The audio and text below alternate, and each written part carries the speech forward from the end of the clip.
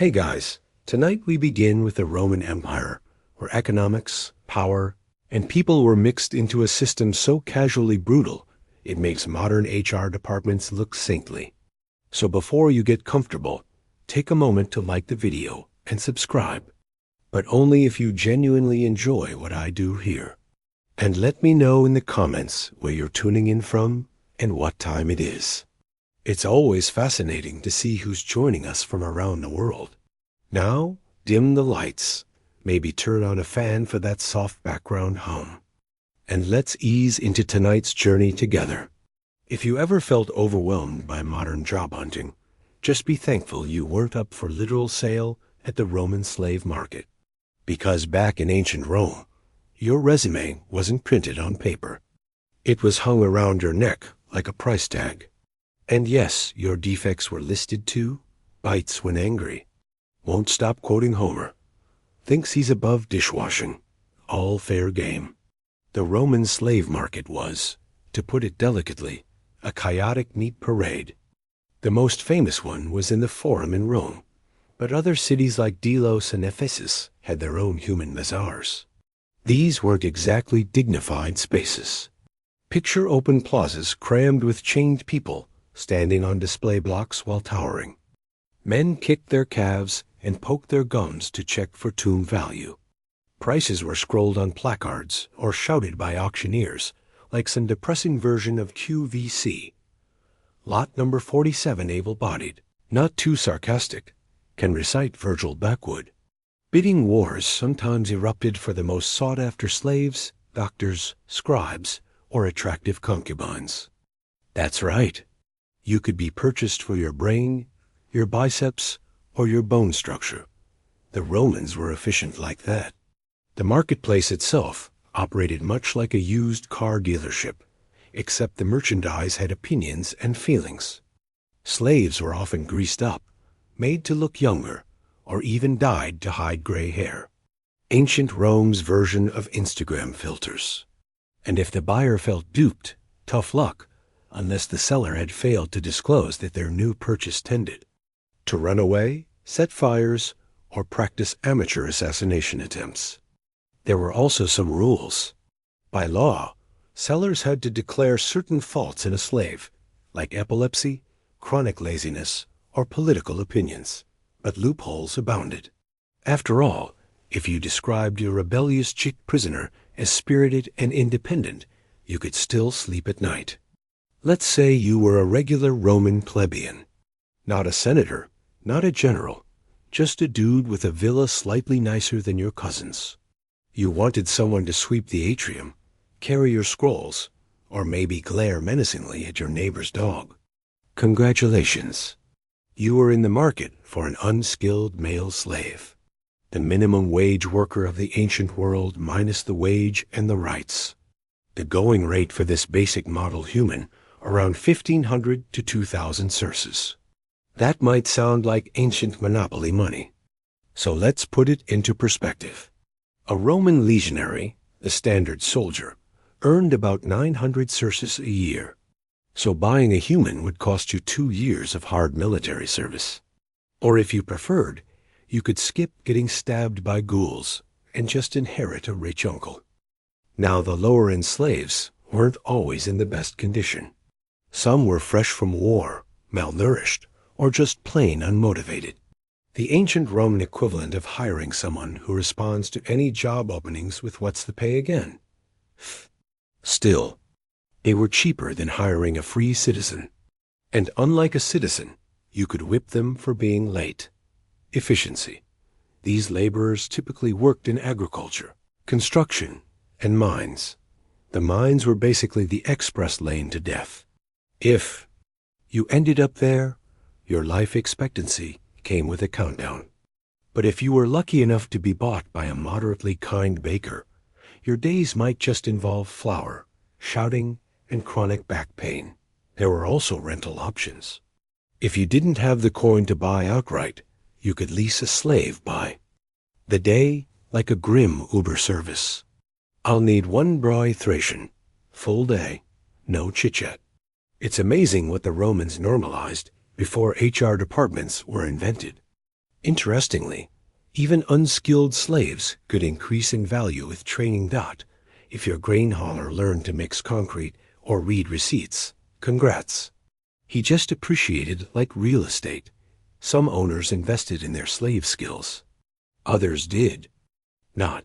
Let's just say not every Ramon cared for upward mobility, especially if it involved someone else's. So you've browsed past the basic laborer section of the Roman slave market. You're feeling fancy. Maybe you want someone who doesn't just carry bricks, but can also compose epic poetry, mix a mean mulled wine, or whisper sweet philosophy into your ear while you bathe. Congratulations, you've entered the luxury goods section of human trafficking. Talented slaves were the Roman elite's version of a smart investment. These weren't just workers. They were status symbols with vocal cords. Educated Greeks were particularly prized. Philosophers, teachers, musicians, physicians, and that rare unicorn, a slave who could do taxes and play the lyre.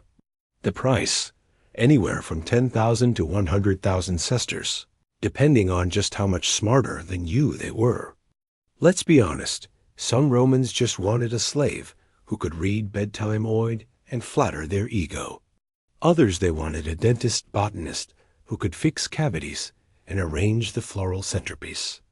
And yes, those kinds of polymaths existed, usually imported from Alexandria or Athens and sold like philosophical Swiss army knives.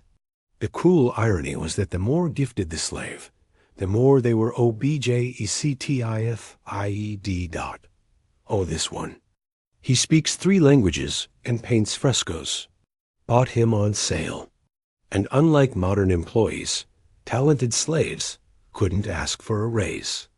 They could only hope for manumission, which was like quitting your job by being legally declared a person. Female slaves with talents were also in high demand, especially if they could sing, dance, and entertain guests. Of course, entertainment in Rome could mean anything from harp recital to highly inappropriate dinner party performances. Some were so talented they were treated like celebrities. If celebrities had ankle chains and no dental plan, talented slaves were rarely left in the fields or mines. No. They were for the dois, the villa, the private salon where they could impress visitors and make their masters look cultured. Owning one was like saying, yes, I conquered Gaul, and also, here's my slave who plays the pan flute in Dorian mode. In the Roman slave market, beauty wasn't just skin deep. It was expensive. And if you had the misfortune of being both conventionally attractive and enslaved, well, congratulations. You are now worth more than a small farm. Let's be clear. Romans had tastes. Youthful, smooth-skinned, symmetrical tastes. If your nose didn't deviate, and your teeth didn't resemble a crumbling aqueduct, you might just fetch 30,000 to 100,000.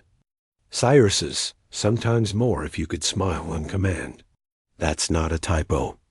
That's the price of an estate with working olive trees and a view of the Tiber. Attractive slaves were used for, shall we say, delicate domestic functions.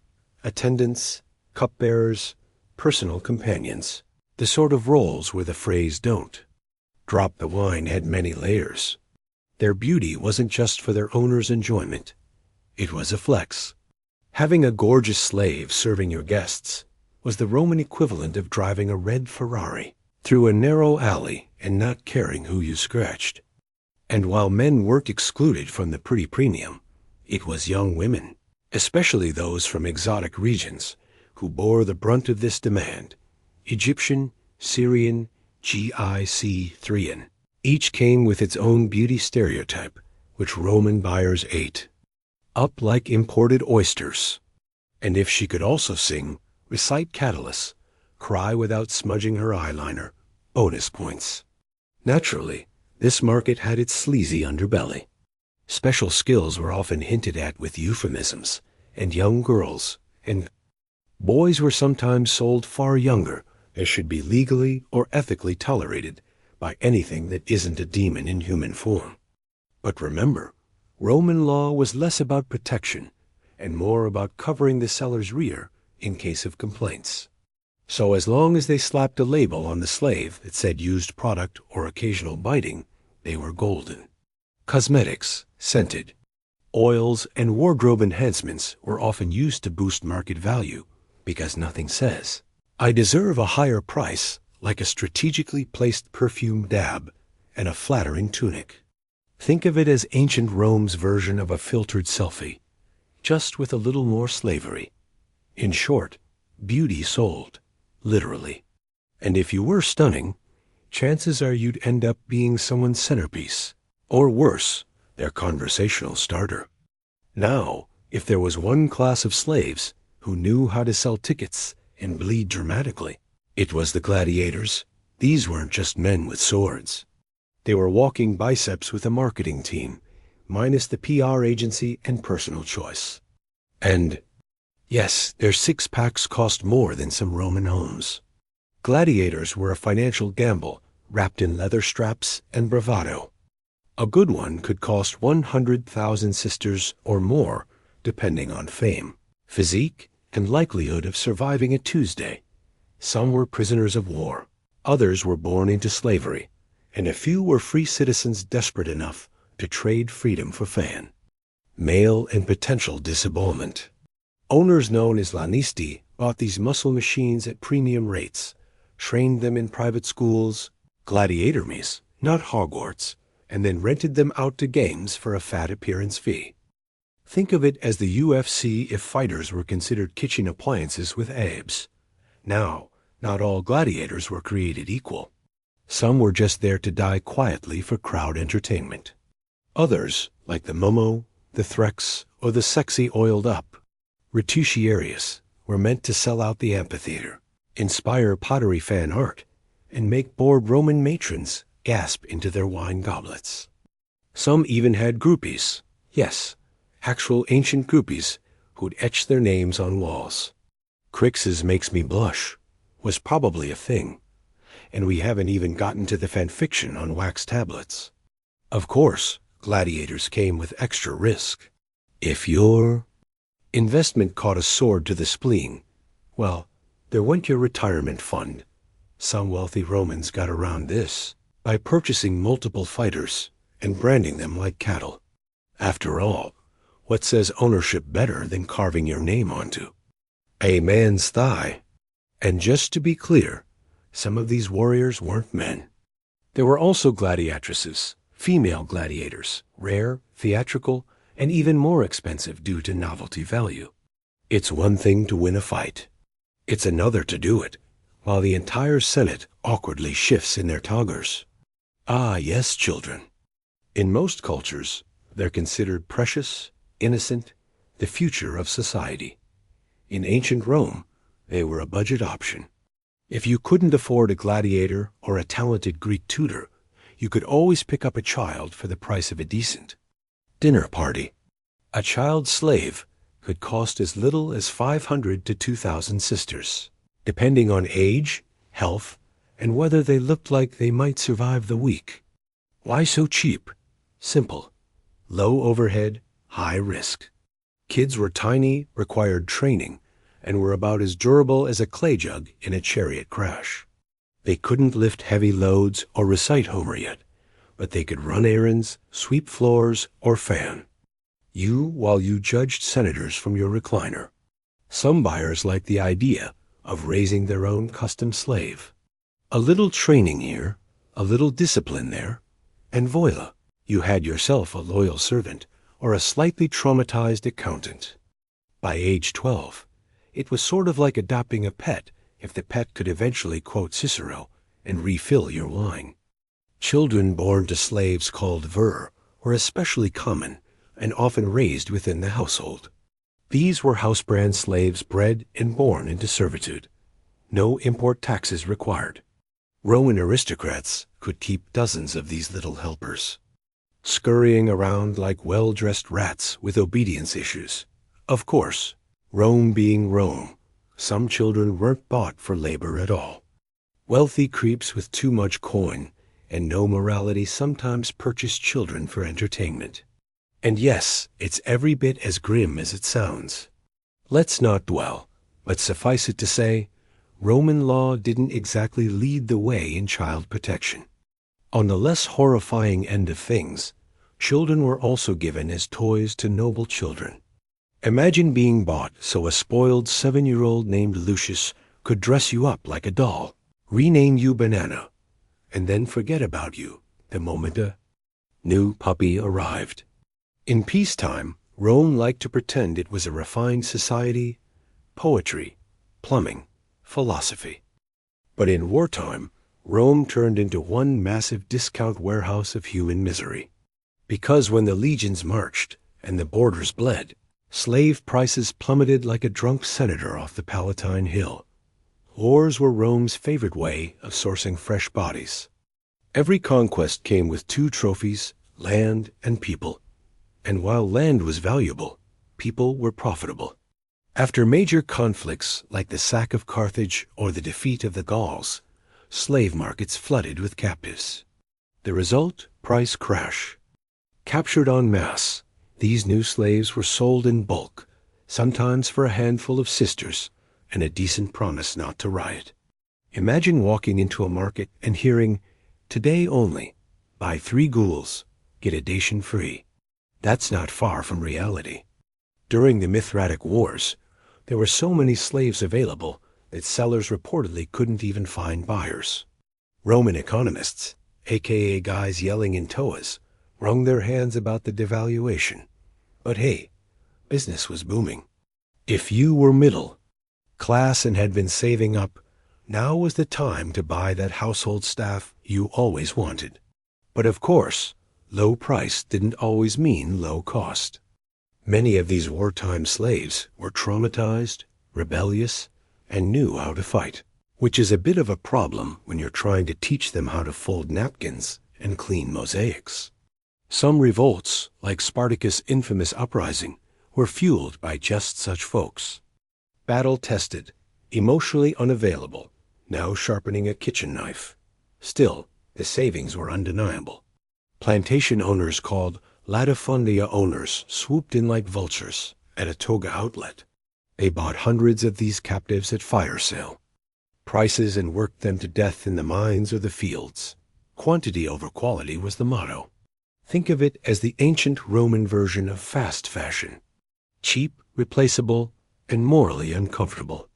Even Julius Caesar once sold thousands of GIC prisoners in a single afternoon, flooding the market so fast that prices briefly dipped below the cost of a decent tunic. For Rome, war wasn't just glory, it was clearance season. If you thought Ramon, slave prices were just based on vibes, think again. Like a grim version of eBay mixed with a cattle auction.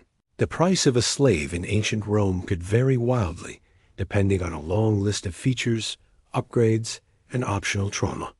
Let's start with the big 5 variables: age, health, appearance, skills, and origin. First, age. Youth was ideal, but not too young. No one wanted a teething liability or a stooped ancient who wheezed at the sight of stairs.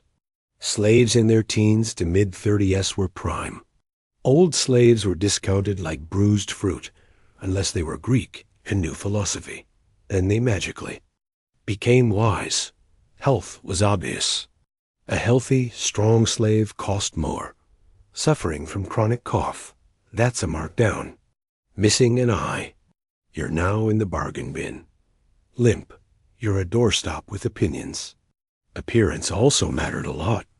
Good-looking slaves, especially women and young boys, were creepily more expensive because Rome, like every empire, had a certain appetite.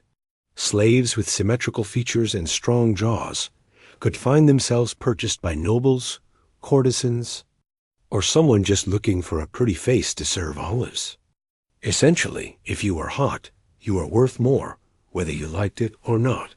Then came skills. Could you read, cook, play the lyre without causing internal bleeding? Prices soared for anyone with a specialized craft. Doctors, scribes, teachers, dancers. Talents could triple or quadruple a slave's value. In modern terms, imagine listing your resume, but instead of a job, you're being sold. Nose Excel might earn you a better cage. Lastly, origin. Where you came from mattered. Gauls and Germans were often seen as brutes. Good for hauling things, not great for poetry. Greeks, however, were intellectual gold. A Greek slave could fetch premium prices, even if he spent half his day sighing and judging Roman syntax. Oh, and there was always the not sensoria, a slave's report card. It listed behavior, background, even past illnesses. No ancient Carfax.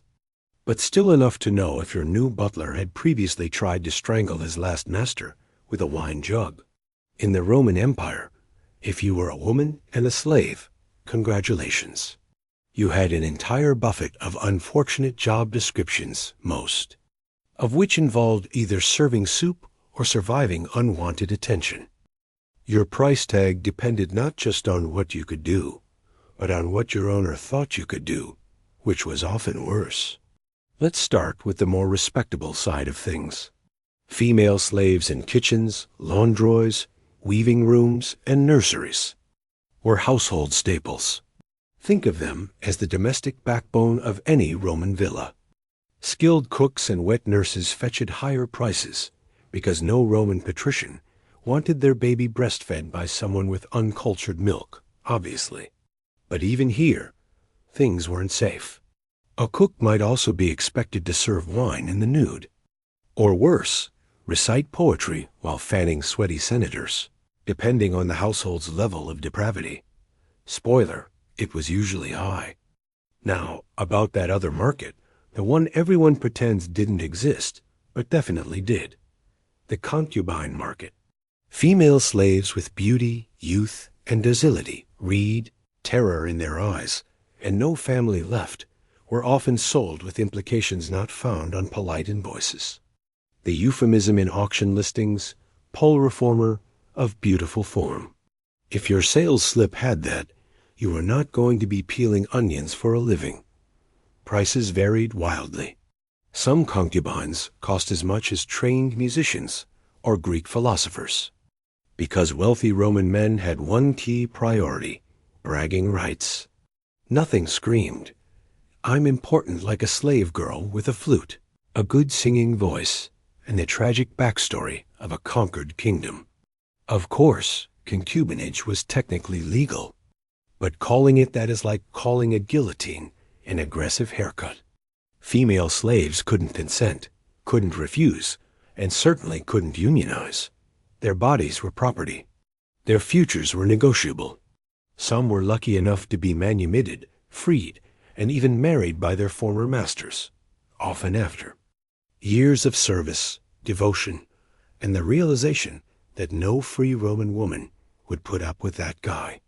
Others lived out their lives in quiet corners of villas, praying the next buyer wasn't worse. In short, being a female slave in Rome meant living on a tight rope, balancing obedience, usefulness, and just enough invisibility to survive. All while, someone haggled your worth like you were a used amphora with nice curves. Eunuchs. Nothing says trustworthy household staff in ancient Rome, like a man who's been surgically removed from temptation. These men were, let's say, edited for content and were often considered premium property in specific settings. If you're wondering why someone would pay more for someone missing some rather vital bits, welcome to Rome, where logic occasionally took a holiday. Let's start with the basics. Eunuchs were usually castrated before puberty, ensuring they remained smooth, high-voiced, and non-threatening. Basically, a walking lute with arms. This, oddly enough, made them ideal for palace life. Noble women felt safe around them, a relative. Term considering the empire's moral flexibility. And they were prized as personal attendants, singers, and occasionally accountants. Because nothing says great with numbers like profound emotional trauma and an inability to father children. They were also used in temples, imperial courts, and wealthy households. You wanted someone around your wife, daughters, or concubines. Who wouldn't try anything? So, what's the solution? Castrate a child, raise him in captivity, and hope he learns table manners. That was the logic. And yes, the Romans paid handsomely for that privilege. Prices. Let's talk coin.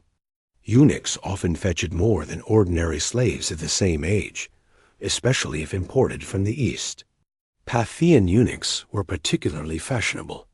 A young, well-trained eunuch could cost as much as a skilled Greek tutor or a gladiator with washboard. Abs. If they could sing in tune or recite Homer without choking on a syllable, the price only went up. Extra points if they were quiet, obedient, and came with a full temple blessing. Of course, not all eunuchs were destined for high society. Some ended up in bureaucratic posts managing estates, treasuries, or even sensitive state documents. Apparently, the theory was, if he can't be tempted by lust, maybe he won't be tempted by bribes either. A theory that, like many Roman policies, looked better on a scroll than in real life. In short, eunuchs were expensive, delicate, and oddly respected in certain circles, like porcelain dolls who could do taxes. Their price was shaped by rarity, skill, and the twisted desire for loyalty that came prepackaged with mutilation. So yes, in Rome, your resale value could go up precisely because something else went missing. Buying a slave in ancient Rome wasn't as simple as strolling into a shop and pointing at the guy with good teeth. No, it was more like choosing between an uncomfortable public circus or a shady backroom deal. And both came with wildly different price tags. Let's start with the public auction, the empire's version of a clearance sale with toggers and moral decay. These were usually held in busy markets, most famously the Forum or at the Aerarium, Rome's state treasury. Slaves stood on raised platforms, sometimes naked, sometimes tagged with descriptions like good at ironing or doesn't bite much. There were even placards hanging from their necks. These were called tituli and listed basic details: age, skills, health problems, and any other quirks a buyer might want to know. Has nightmares and hates goats. Might not boost your price, but at least it was honest advertising. In public auctions, prices were competitive, but not always fair. It was a spectacle. Wealthy Romans showed off. Middle-class hopefuls looked for bargains, and seasoned traders flipped humans like they were collecting rare amori. Bidding wars could break out over a handsome boy or a skilled cook, or both if Rome was feeling particularly spicy that day. Then there were the private sales. These happened in homes, temples, or behind velvet curtains where the really custom deals went down. Want a philosopher who could also play the lyre? Or a girl who could read Latin and pour wine seductively? You'd likely find her off market for a price. Private sales were more discreet, which meant higher prices. Sellers could embellish a slave's talents without too many prying eyes, and buyers were often rich enough to not care. Plus, no public humiliation. Just personal exploitation, which apparently counted as classier. There were even wholesale dealers called mangan, who specialized in improving slaves before resale. Think of them as ancient human flippers, cleaning them up, training them to say, "Yes, master," with the right amount of terror, and selling them. At a markup, were they ethical? Absolutely not. Were they rich? Definitely. In the end, whether bought under the hot sun in a public forum or whispered about in a silk-draped atrium, a slave's value wasn't just about skill or appearance. It was about who was watching and how guilty the buyer wanted to feel. You might think that a civilization with public baths, lion-based justice, and vomitoriums would be a little casual about paperwork. But when it came to slave sales, Rome kept receipts, and they were terrifyingly detailed. Enter the tabulate, the wax tablets or papyrus documents that recorded transactions in the same way we'd keep a bill of sale for a used chariot or a suspicious Amazon purchase at 3 a.m. every slave sale, whether public auction or private negotiation. was documented with precise Roman flair. Names, prices, seller, buyer, physical condition, and any disclosed defects. Yes, slave defects were a thing because nothing says civilized empire like a return policy on humans. Was your new cook secretly blind? Did your Greek tutor have a gambling problem? If the seller failed to mention it, you could sue for fraud under Roman contract law. And nothing ruins a toga party like a lawsuit over a depressed eunuch. The receipts weren't just for legality. They were tax-related too. Rome never wanted to miss a revenue opportunity, levied a 5% sales tax on slave purchases. This was known as the Centima Rerum Venalium, and it helped fund such noble causes as building roads, paying legionaries, and occasionally bribing the Senate. And yes, the taxman checked the receipts, especially if the sale was public. Private sales were a little looser with the rules, but if you didn't register it properly, expect to be greeted by an official with a wax tablet and a suspicious look. So you suddenly have 3 new servants and no paperwork. How very unfortunate. Receipts also gave us historians a treasure trove of information. Archaeologists have found sales records scratched onto pottery shards, written into estate ledgers, and buried in layers of papyrus in dusty Egyptian storehouses. These dusty Roman spreadsheets don't just show prices, they tell stories. Stories of exploitation, sure, but also of just how bureaucratic Rome could be. One receipt from Pompeii even listed the refund window for a sickly slave: 30 days. After that, it was your problem. No returns, no exchanges, no whining. In a twist that would confuse modern HR departments, Roman slaves could, under certain conditions, buy their own freedom. Yes, you heard that right. You could be considered someone's property, but also have your own bank account. Welcome to Rome, where irony had citizenship. This wasn't freedom granted from the goodness of a master's heart, though there was a bit of that too, usually after a lot of guilt, bribery, or a near-death experience. No, we're talking about self-purchase, a system called peculi. This was a little pile of money that a slave could accumulate, technically still owned by the master, but often left alone as long as the slave didn't do anything wild like start a business empire or fund a rebellion. Slaves could earn peculi several ways. Skilled workers like scribes, teachers, or doctors were sometimes allowed to take side gigs. Domestic slaves might receive tips or small gifts. Gladiators earned it by not dying, which is honestly the most Roman bonus system imaginable. Now, here's the kicker. Once a slave saved up enough to match their own market value, they could offer to buy their freedom. It was like turning yourself in at a pawn shop and hoping the owner accepted store credit. If the master agreed, Theslav was manumitted freed, but often still bound by certain legal obligations. Think of it as ancient Rome's version of paying off your student loans, but with less paperwork and slightly more whipping. But, and there's always a but, not all slaves were given the chance. If you were a prized cook or concubine, your master might not be eager to part with you, especially if you made good stew or good conversation. Also, the whole process depended on permission. No matter how much money you had, if your owner said no, the only thing you were free to do was sulk quietly and maybe spit in their wine. Still, many slaves did manage to buy their freedom. Some even went on to become wealthy freed men, owning businesses, and get this, buying slaves of their own. Because nothing says, thank you society, like continuing the cycle.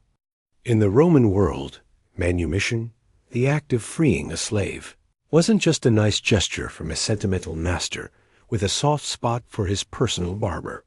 It was an economic transaction, complete with tax implications, legal gymnastics, and of course, the possibility of a future awkward dinner party where your ex-slave now outranks you socially. Let's begin with the mechanics. A slave could be freed in several ways. By will, by formal ceremony, or just by a master declaring you're free, in front of witnesses, ideally without wine involved. These newly freed individuals became liberty, freed men and freed women. But don't confuse that with full citizenship. They didn't get the political rights of born citizens, just the ability to pay taxes and owe their former master favors until death. Yea, freedom. But why would a master give up free labor? Simple money and legacy. Manumitting a slave meant fewer mouths to feed and sometimes more money to earn.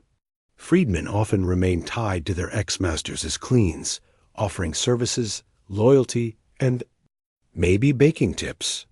In return, they got legal status, some rights, and the immense privilege of not being whipped before breakfast.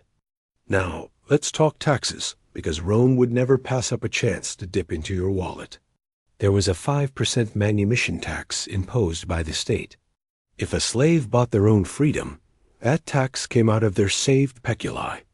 If the master freed them, voluntarily he paid the tax, which is probably why sudden acts of benevolence often occurred right before death. When tax concerns faded along with the heartbeat, the manumission economy also created a weird social ladder. Freedmen could become incredibly rich. Some ran shipping empires, others owned apartment blocks, and one even became Rome's imperial secretary, proving once and for all that the real way to climb in Roman society was through tenacity and not dying in a salt mine. Of course, the catch was you were expected to show eternal gratitude to your former master. Legally, morally, and socially, you still owed them a bit of your soul, and definitely some free labor if they needed their floors scrubbed or their grapes peeled. Let's not sugarcoat it. The Roman slave economy was a well-oiled machine of exploitation. A system where human beings were itemized, taxed, appraised, and traded like livestock wearing sandals. It wasn't a glitch in the Roman system. It was the system, and it built the empire's roads, fed its patricians, and fanned the grapes into their mouths. Slavery was so normalized in Roman society that no one really questioned it, except occasionally the philosophers who still had dinner served to them by a trembling, unpaid human. Stoic musings on freedom of the soul went hand in hand with handing someone a mop and telling them to philosophize after they cleaned the atrium. The legacy, unfortunately, didn't stay neatly boxed in marble ruins and Latin inscriptions. Rome's model of slavery, the idea that people could be reduced to labor, obedience, and a fluctuating market value, became a reference point for centuries. European powers later borrowed the legal, moral, and economic justifications when building their own empires. The Roman Empire may be dead, but the ghost of its slave markets haunted history long after the last toga fell off the runway. Even worse, the romanticized image of Rome, majestic columns, powerful legions, inspiring rhetoric often leaves out the blood-soaked foundation. Tour guides will happily show you the Colosseum's arches, but won't mention the slave labor behind, the stonework or the slaves who died making the emperors look impressive in public. And yet, for all the calculated cruelty, Rome couldn't exist without its slaves. They were the economic backbone, the domestic support system, and let's be honest, the reason elite Romans didn't have to lift a finger unless it was to signal for more wine. So, what's the lesson here? That civilizations can achieve greatness while stepping on countless lives to get there. That opulence can be built on suffering. And that maybe, just maybe, we shouldn't idealize empires without checking the fine print. Rome may have burned, but its practices echoed on. And somewhere between the scrolls and statues lies the truth. The cost of a slave wasn't just in silver. It was in humanity, lost and commodified. Imagine yourself stepping into the warm glow of an Athenian evening. The streets outside are noisy with vendors and gossip. But once you cross the threshold of the Andron, the men's quarter of a wealthy citizen's home, you enter another world entirely.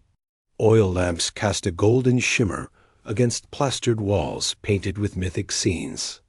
Garlands of ivy and roses perfume the air, and the faint strum of a lyre sets the rhythm for the night ahead. This wasn't just a casual drinking hangout. The symposium was ritual, theater, and intellectual combat all rolled into one. Guests did not simply stroll in. They prepared for hours, washing, anointing themselves with fragrant oils, arranging their hair, and even choosing wreaths of myrtle or violets to crown their heads. Appearance mattered. Every detail announced status. When you reclined on the couch, you weren't just drinking wine. You were performing your role in a drama of wit, elegance, and reputation. The layout of the andron itself reflected hierarchy. Couches called kleini were arranged in a horseshoe around a central mixing bowl, the great crater. The position of each guest was a subtle signal of rank and honor, determined by the host. At one end of the room, the musicians or entertainers would be stationed, ready to play flutes, recite Homeric verses, or perform dances that blurred the line between art and seduction. The host, always male, always someone with enough wealth to put on a display, set the tone. Some symposia were dignified affairs where philosophy, poetry, and debate carried the evening. These could feel like a lecture hall drenched in wine, where guests sparred with words sharper than swords. Other nights, however, things veered toward chaos. With too much drink and too many egos in the room, insults were hurled, couches overturned, and the noble symposium dissolved into drunken brawls. But whatever the mood, one truth held firm. A symposium was never about wine alone. It was about community and competition. Every guest sought to impress, whether with clever lines of poetry, biting humor, or simply how gracefully he drained his cup. To be invited was an honor. To perform well was a chance at fame. To fail meant ridicule. In this charged atmosphere, the symposium became a mirror of Athenian society itself, brilliant, messy, competitive, and endlessly human. Once the guests had settled into their couches, crowned with garlands and perfumed with oils, the heart of the symposium revealed itself. The wine. But this wasn't a matter of simply popping open a jug and passing it around. For the Athenians, how you mixed your wine was as important as the wine itself. Drinking unmixed wine straight from the jar was considered barbaric, something only you nivelized. Thrian or desperate drunkards would do. True Greek sophistication demanded balance. At the center of the andron sat the crater, a massive mixing bowl often as tall as a man's waist, decorated with mythological scenes of Dionysus, the god of wine, and his riotous followers. Into this vessel, servants poured rich dark wine from amphor, followed by water drawn from the household well. The precise ratio of wine to water became the evening's first decision. Should the mixture be 3 parts water to 1 part wine, ensuring a gentle buzz and witty conversation, or 2-2? 1, risking a more spirited, rowdy night? Rarely was it equal parts, for that level of potency could unleash bedlam before the evening had even begun. The responsibility for this decision lay with the symposia, the master of the feast. Chosen either by lot or appointed by the host, the symposia's job was both enviable and perilous. He was part referee, part dictator of pleasure, too weak a mix, and guests would complain that the night was dull, too strong, and the couches might turn into battlegrounds before the musicians even played their first notes. To govern the measure of intoxication was in a way to govern the flow of the night itself. Once mixed, the wine was ladled into individual jugs and poured into kylakes, broad shallow cups with delicate handles. These cups were more than functional. Many were painted with playful or scandalous images at the bottom, a satyr mid-dance, a drunken reveler tumbling head first, or a god raising his cup would only appear once the drinker had drained his own. In this way, The very act of finishing your wine became entertainment, a small surprise waiting at the bottom of the bowl. Thus, before a single toast was raised, the stage was set. The wine was not just drink. It was a carefully measured companion, coaxing the evening toward philosophy or chaos. Depending on the will of the SYMPOS, IA. Balance was the key. And in Athens, balance was everything. With the couches filled and the wine flowing, the true spirit of the symposium began to unfold. Conversation. For Athenians, drinking was never just about dulling the senses.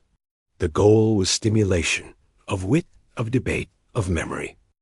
Guests reclined side by side, kylix in hand, and launched into topics ranging from the sublime to the scandalous. Sometimes the conversation began lightly. A guest might recite a witty line of poetry, quote Homer, or challenge another to complete a riddle. Others would compete in telling stories of love affairs, military campaigns, or political gossip. Laughter was frequent, but so was sharpness. Athenians prized logos, the art of persuasive speech, and no symposium was complete without verbal sparring. A well-placed insult delivered with elegance could earn applause louder than any song. At more serious gatherings, philosophy took center stage.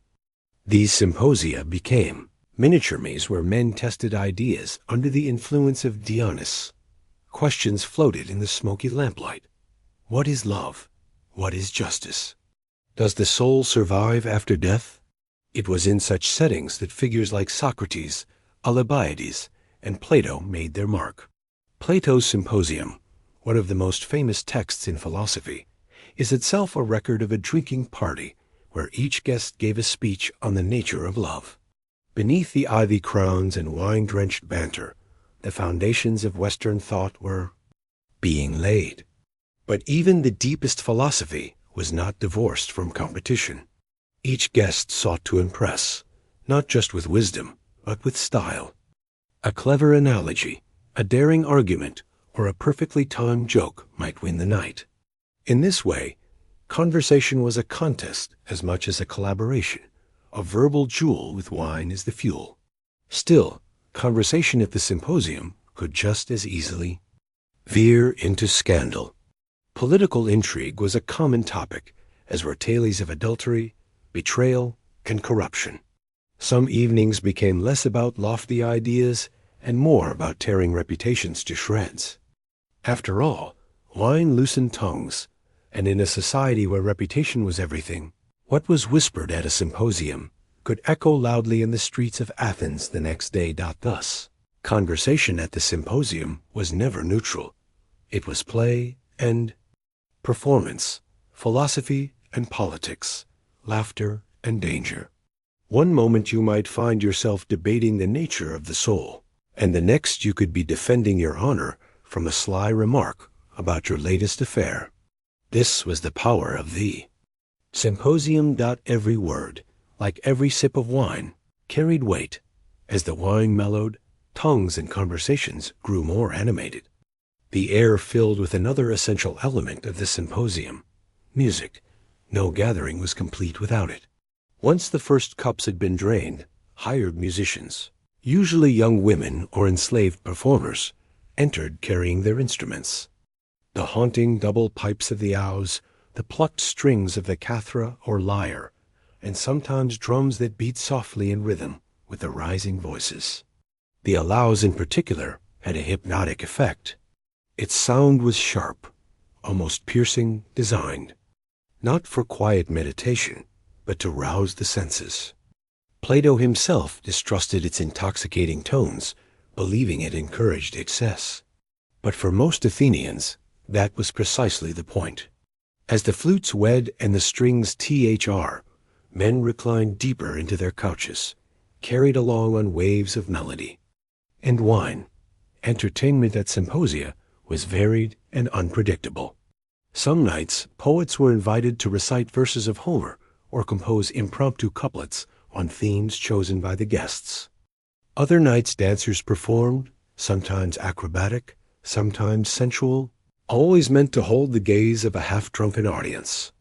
Courtesans, too, were common presences, blending conversation with seduction, their laughter punctuating the rhythm of the music. Yet music at a symposium was never passive background noise. It became woven into the rituals of drinking. Guests often engaged in scholia, improvised drinking songs passed around the circle like a verbal game. One man would sing a line, often humorous or provocative, and the next was challenged to respond with a verse of equal wit. To falter was embarrassing. To shine meant glory in the eyes of peers. In this way, the music became a contest of cleverness, just as conversation had been. Even the cups themselves joined the fun. Some kylikes were painted with musical scenes, so that as a guest drank, a hidden flute player or dancing set appeared at the bottom. Draining your wine revealed not just the painted image, but often a round of applause, laughter, or a body joke from the others. Still, music carried more than entertainment. It touched on the divine. To the Greeks, music was linked to cosmic harmony, a reminder of Dionysus and Apollo alike, the god of frenzy and the god of order. At the symposium, that tension was alive. The flute might push men toward frenzy, while the lyre sought to steady their hearts. Between the two, balance or chaos was struck. Once the music had loosened the air and conversation had taken its course, the symposium often shifted into another beloved pastime, games. Wine did not only fuel philosophy and poetry, it also sharpened the thrill of competition. And in Athens, where nearly everything was a contest, the symposium was no exception. One of the most popular games was katabos. The rules were simple, yet it required finesse. A guest would swirl the dregs of his wine in a kylix, then fling them across the room with a flick of the wrist, aiming at a target, often a bronze disc balanced on a stand. If the wine struck true, the disc clanged loudly, the sound met with cheers and laughter. But a sloppy throw, splattering the wall or another guest, could earn ridicule for the rest of the evening. The game was more than play. It was a test of grace and precision, a chance to show control even in drunkenness. Other contests were more direct. Who could drain a cup the fastest? Who could remain the most eloquent while visibly staggering from wine?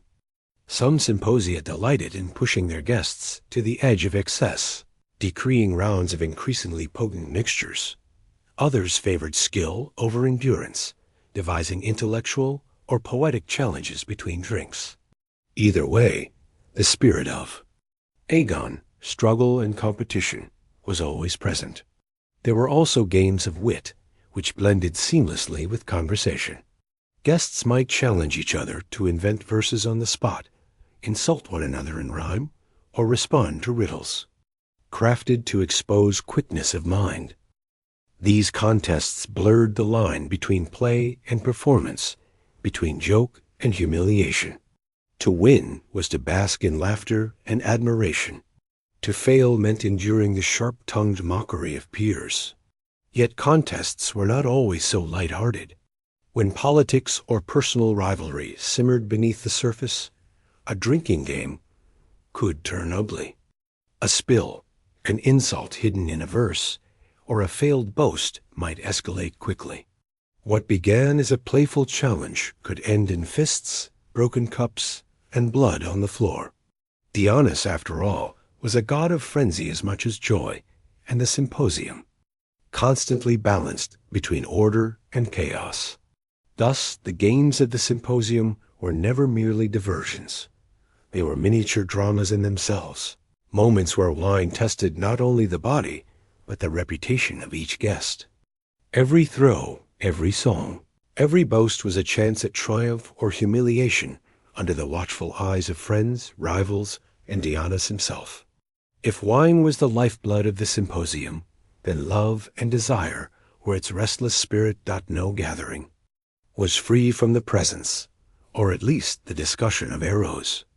Courtesans, musicians, and dancers often drifted among the couches, not just as entertainers, but as participants in the atmosphere of flirtation and seduction. The symposium blurred the lines between the intellectual and the erotic between philosophy and passion. For many guests, courtesans were more than ornaments.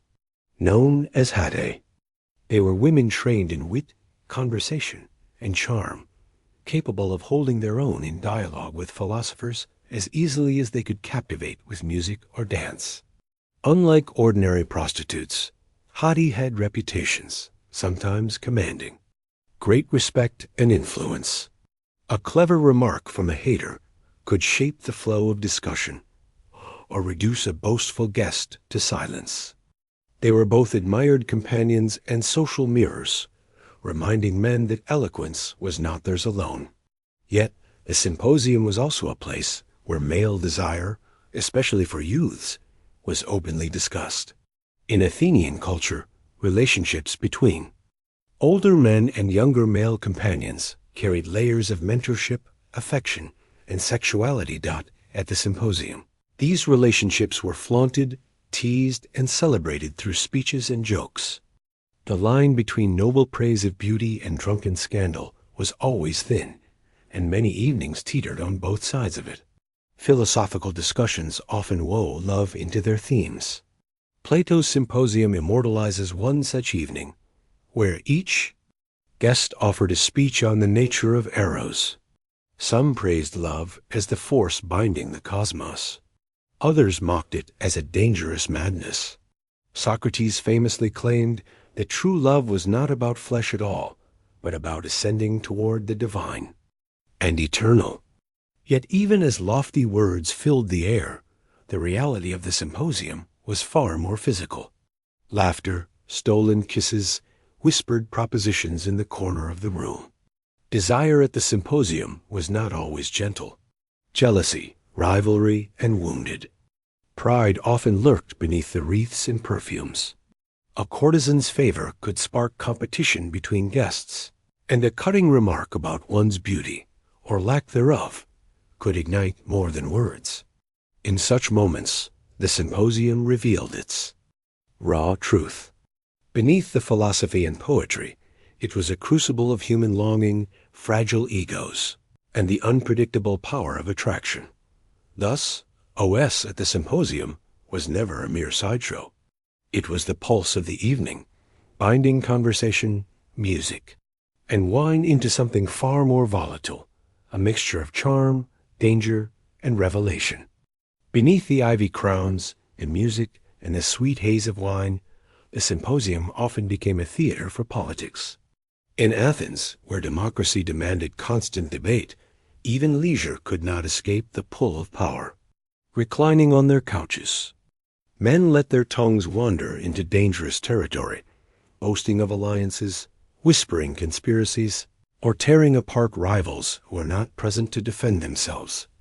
The wine loosened tongues that daytime restraint kept bound. One guest might boast of his military service, painting himself as indispensable to the city's defense. Another would counter with sly remarks about corruption, hinting at bribes taken in the assembly or the law courts. A man might praise Pericles, or Alcibiades, or another political leader of the day, only for someone else to remind the room of their scandals, affairs, or disastrous campaigns, and scandal was never far. The symposium was fertile ground for gossip. Who had seduced whose wife? Who had cheated on debts? Who had been caught in disgraceful behavior at a festival? The more wine flowed, the sharper the accusations became. Witty barbs that began as jokes could shift into daggers. To be ridiculed in such a setting was humiliating, but to win the crowd's laughter at another man's expense could be a kind of political victory. The risks of such talk were real. The symposium was private, but words spoken in its smoky glow had a way of echoing in the daylight streets. Alcibiades himself, brilliant, scandalous, and reckless, was infamous for drunken boasts at symposia, some of which haunted him in trials later. What was said half jokingly over wine could return as evidence of treachery, impiety, or conspiracy. Yet men returned to these conversations again and again because scandal was irresistible. To hear secrets whispered, to watch a rival squirm, to strike a verbal blow disguised as comedy. All of this gave the symposium its edge. It was not only philosophy and poetry that drew Athenians to these parties, but also the thrill of seeing masks slip, of reputations crumbling under laughter and mockery. Thus, politics at the symposium was both entertainment and danger. It mirrored Athenian democracy itself, messy, loud, competitive, and filled with ego. The symposium may have been private, but it was never separate from the city. In the haze of wine and song, the seeds of political triumph ruin were often planted. As the hours passed and the crater was refilled again and again, the carefully measured balance of the symposium began to wobble. What had started as polished conversation, witty songs, and disciplined games often gave way to slurred speech, unsteady gestures, and eruptions of unrestrained emotion. Dionys, the god of wine and frenzy, made his presence felt most vividly in these late stages. The line between philosophy and madness blurred. Guests who once quoted Homer with elegance might now shout half-anish verses, their words dissolving into laughter. Others, overcome with wine, grew bold in ways the sober daylight never allowed, confessing forbidden loves, insulting powerful men, or making boasts too wild to be believed. The symposium might still attempt to impose order, decreeing another round or demanding a song, but more often than not, he too had surrendered to intoxication. Physical chaos was common. Cups were overturned, wreaths slid askew, and couches became battlegrounds. A careless remark could spark a heated argument. An argument could escalate into thrown cups or fists. Servants scurried nervously, trying to clean up spills or calm tempers before matters grew violent. And yet, for many, this descent was part of the allure. The symposium was never meant to remain perfectly civilized. It was a controlled dive into the unpredictable realm of Dionys. Sometimes the chaos spilled beyond the walls of the andron. A drunken band of revelers, called akomos, might stagger into the streets singing bawdy songs, banging on neighbors' doors, and carrying torches through the night. These street parades were both feared and admired, rowdy, disruptive, but also a recognized part of Dionian culture. To lead or participate in a kamos was to wear one's drunkenness as a badge of honor. Of course, not every descent ended in laughter. Some nights brought real danger, a rivalry reignited. An insult too sharp, or a boast too threatening could end with blades drawn. The Athenians themselves acknowledged this risk. Too much wine could transform a symposium from a gathering of equals into a brawl of enemies. Yet, even in its disorder, the symposium had meaning. To surrender to chaos was to embrace the god of ecstasy, to taste freedom from the rigid order of daily civic life. The descent into frenzy was both a warning and a revelation. Beneath the masks of philosophy and poetry, men were still creatures of passion, pride, and excess. By the time the oil lamps gutted low and the last notes of the flute faded, the symposium had usually run its course. Guests staggered from the andron, ivy wreaths askew, their robes stained with wine, voices hoarse from song and argument. Some collapsed into sleep on couches, unable to rise until daylight, while others spilled into the streets to join akomos, their drunken parade echoing through Athens until dawn. The morning after was rarely graceful. Servants were left to scrub floors sticky with spilled wine, gather shattered kylakes, and dispose of wreaths wilted in the night's heat. For the participants, the aftermath carried both pride and regret. A sharp remark made too freely under Dionys's spell might become the subject of gossip at the agora the next day. A boast could haunt a man in court or politics. Yet the same symposium might also forge new friendships, strengthen bonds of loyalty, or cement reputations for wit and brilliance. To shine at a symposium was to elevate oneself socially, even politically. To disgrace oneself was to risk ridicule, far beyond the walls of the host's home. But the symposium was more than a night of excess. It was a cultural institution. It reflected the very character of Athens: competitive, intellectual, chaotic, and creative. In the balance between wine and water, between philosophy and scandal, Athenians tested the limits of themselves and their society. The greatest ideas of Greek thought, discussions of love, justice, and the soul, were not born in classrooms, but in wine-soaked gatherings where laughter and argument mingled. Plato's symposium immortalized this truth, showing how an evening of drinking could become a meditation on the nature of OS itself. Even after Athens' golden age faded, the spirit of the symposium lived on. Later, Romans adapted it into their convivia, while echoes of it resurface in medieval banquets, Renaissance salons, and even the modern dinner party. Wherever people gather to drink, to argue, to sing, and to confess too much under the influence of alcohol, the shadow of the symposium lingers. The morning after may have left Athenians blur-eyed, their reputations dented, their heads heavy, but the memory of the symposium endured. It was never just about the wine. It was about being human, brilliant and foolish, disciplined and chaotic, philosophical and scandalous, all in the same night. In that way, the symposium was Athens itself, distilled into a single room, a single bowl of wine, and a single unforgettable evening. Imagine standing in the dust of a battlefield, the sun blazing overhead, and hearing a sound unlike anything you've ever known. A deep, trumpeting roar that shakes the earth beneath your sandals. For a Roman soldier, this was no ordinary noise. It was the battle cry of Carthage's most fearsome weapon, the war elephant.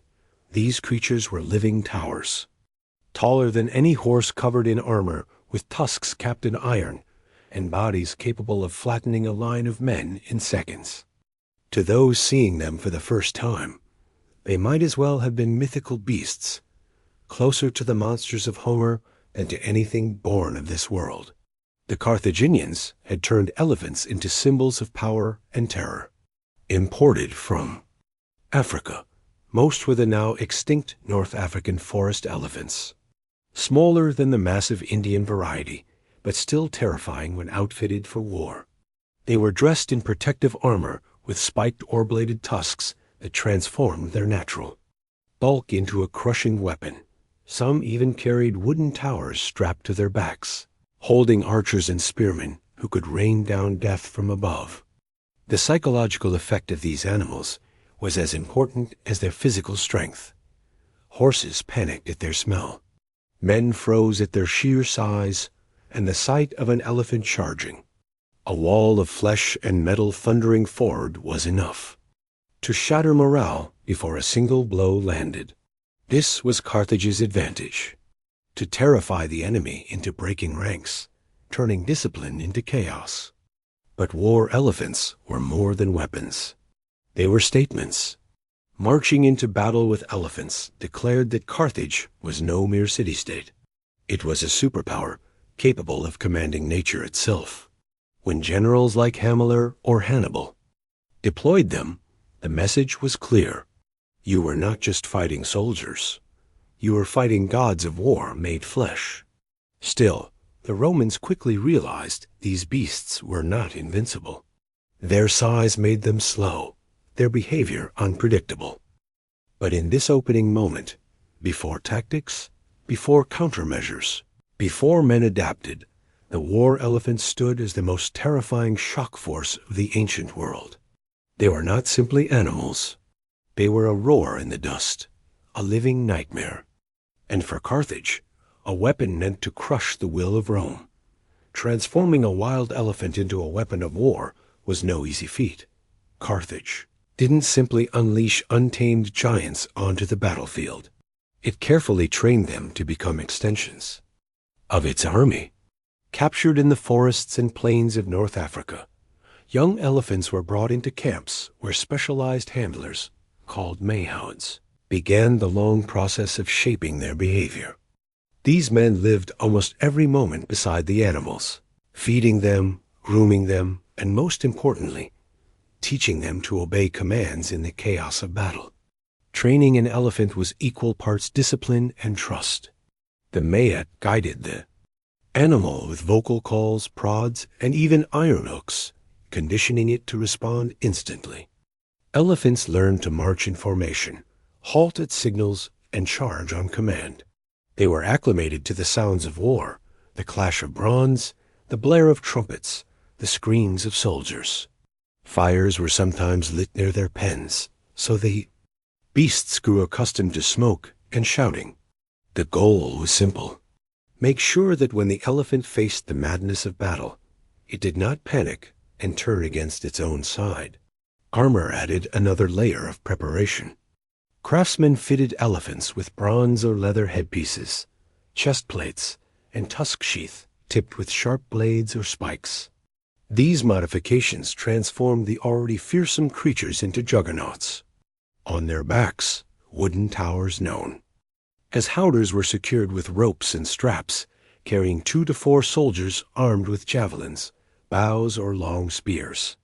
In this way, each elephant became a mobile fortress, both shock weapon and elevated firing platform. But the most important training was psychological. Mahats taught elephants to channel their aggression outward. They were driven to frenzy before battle, sometimes by being given wine or being pricked with sharp objects, ensuring they entered the fight already worked into a rage. Once unleashed, they could trample infantry lines, scatter cavalry, and crush fortifications. Of course, the risks were immense. No matter how well trained, an elephant was still a wild animal. If injured or terrified, it might turn back and rampage through its own army, causing as much destruction to friend as to foe. Carthaginian generals understood this gamble, but they also understood the payoff. When properly handled, war elephants were more than beasts. They were terror-made flesh. The first shock wave in a battle plan meant to unnerve and overwhelm Rome before swords even clashed. The first appearances of Carthage's war elephants stunned enemies across the Mediterranean dot in the 4th and 3rd centuries B.C. When Carthage fought its rivals in Sicily, North Africa, and Iberia, elephants quickly became its signature weapon against lightly armored infantry or cavalry unused to such beasts. Their effect was devastating. Imagine a Greek hoplite phalanx trained to hold the line against men, suddenly confronted with an animal weighing several tons, trumpeting, charging, and crushing everything in its path. Spears splintered shields, were knocked aside, and horses bolted in terror. One of the earliest documented uses was during Carthage's campaigns in Sicily against Greek city-states. Here, the elephants were unleashed to break through heavily defended positions, scattering men before them and leaving gaps that Carthaginian infantry could exploit. They were not merely weapons of destruction, but tools of strategy, softening up an enemy line before the decisive clash. Their appearance became so iconic that Greek writers often described them with awe, comparing them to living siege engines. In North Africa, elephants were equally effective against rebellious tribes, or rival armies unfamiliar with the beasts. They instilled instant fear. Even when they didn't kill in large numbers, the psychological shock of their presence often decided battles before they truly began. Enemies sometimes fled at the mere sight of them, unwilling to test their courage against these colossal adversaries. Yet the early successes also revealed their limitations. In narrow terrain, elephants could be trapped or avoided. Clever opponents set ambushes, targeting the mayhats or wounding the animals until they panicked. But when deployed on open fields where there was space to charge, they were nearly unstoppable. Carthage, learning quickly, began to shape its battlefield. Tactics around their use, combining elephants with disciplined infantry and swift cavalry to create a combined armed strategy that few enemies could match. These early victories cemented elephants as more than just exotic beasts. They became symbols of Carthaginian power. Other nations might have strong infantry or swift cavalry, but only Carthage had elephants, and that gave them a terrifying edge. For Rome, watching these encounters from across the sea, the message was clear. One day, they too would face these living towers. And when that day came, no amount of drill or discipline could prepare them for the shock of a charging elephant. Line. No story of Carthaginian elephants is more legendary than Hannibal's audacious march across the Alps during the Second Punic War. In 218 BC, Hannibal set out to strike at the very heart of Rome, not by sailing across the Mediterranean, but by leading his army, infantry, cavalry, and elephants over the treacherous mountain passes of Gaul and into Italy. It was a gamble so outrageous that even today it feels closer to myth than history. The elephants, around 37 in number, were not just animals in this march. They were symbols of defiance. To Hannibal, they were meant to terrify the Romans before a single spear was thrown. Imagine the spectacle.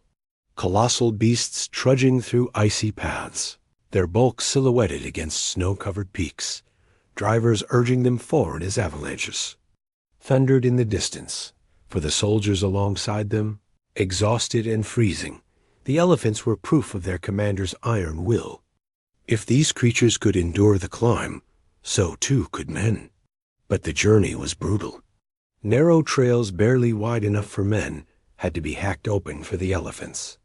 Slippery slopes threatened to send them plummeting into ravines. The cold was relentless. Beasts used to African heat shivered in the mountain winds, their trunks raised helplessly against the snow. Food was scarce, and keeping such massive animals fed and watered was a near impossible task. Some elephants perished on the journey, collapsing from exhaustion or tumbling to their deaths. Yet many survived. When Hannibal finally descended into the Po Valley in northern Italy, the sight of elephants emerging from the mountains shocked the Roman world. These were not just soldiers arriving on their border, but monsters of war carried over landscapes. The Romans had believed impossible. The psychological impact was enormous. News spread like wildfire. Hannibal had brought living fortresses into Italy itself. Though the march had cost Carthage dearly, the symbolism was worth its weight in gold. The elephants were proof of Hannibal's genius, his willingness to do what no other commander dared. They did not simply arrive as weapons. They arrived as omens. Rome now faced not just an enemy army, but one led by a man who could bend nature itself to his will. In December 21st and 18th BC, Hannibal's gamble with the Alps bore fruit at the Battle of Trebia, his first major clash with Roman forces on Italian soil. After weeks of maneuvering, he finally lured the Romans into open battle near the Trebia River.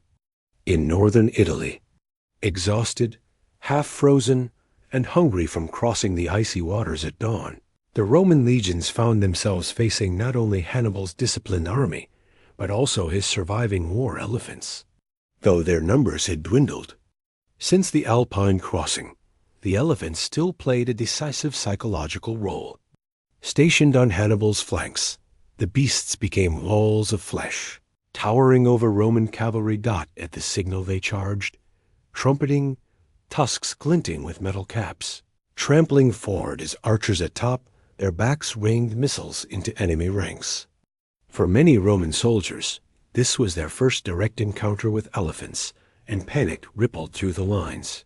Horses bolted at the smell and sound of the animals, throwing cavalry units into chaos before they could even engage.